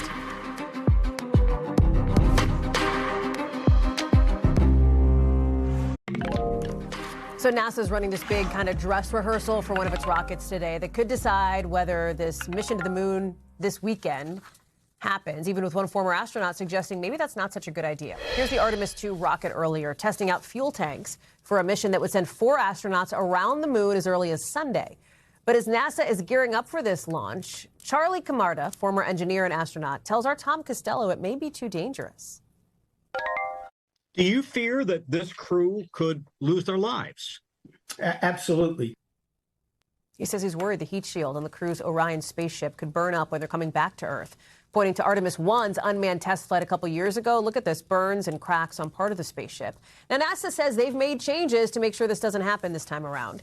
Let me bring in Tom Costello, who's joining us now. So all eyes are on this sort of test, this dress rehearsal ahead of the big mission, maybe as early as Sunday. How is it going? So far, so good. They had a couple of hiccups during the day on the tanking issue and some leaks, but so far it's going pretty well. But Charlie Camarda, who I've actually known for about 20 years, he was on the return to space mission after, you may recall, the Columbia disaster killed everybody on board. Charlie Camarda, a former thermal protective engineer and astronaut, is very worried. He says that the damage you just saw on the heat shield from Artemis 1, that's the Orion spaceship that they will come back in, that hasn't been fixed. Keep in mind, they come back hitting the Earth's atmosphere at 5,000 degrees.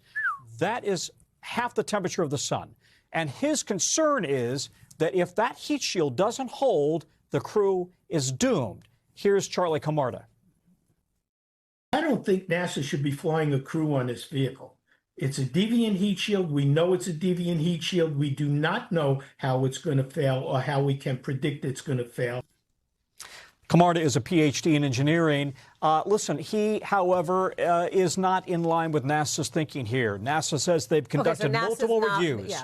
Multiple reviews. They've done internal Tiger team reviews. They brought in outside experts, they say, to look at the engineering data. And do they assess the risk, or do they believe that with some modifications on the reentry angle of the spaceship that the crew will be okay? That's where they're coming down. They're going to change the angle of the Orion spaceship when it comes back down and reenters the Earth's atmosphere. They're kind of going to do a little bit of a nose pitch up, and they say that should help them ensure that that heat shield will not be as vulnerable as it was in Artemis 1. But 4 lives are on the line here. Make no mistake about it. Yesterday on 60 Minutes, Commander Reed Weissman did say that he believes that this is a smart and a good change to ensure that they get back safely. But listen, this is the most vulnerable, one of the most vulnerable parts of this mission. There's no doubt about it. Real quick, when do you anticipate if this mission happens? Are we thinking Sunday right now? I know that's the operative. So far, yes. Okay. It depends on what the final verdict is on how the tests went today. Right now, that probably won't be in until tomorrow morning. Okay.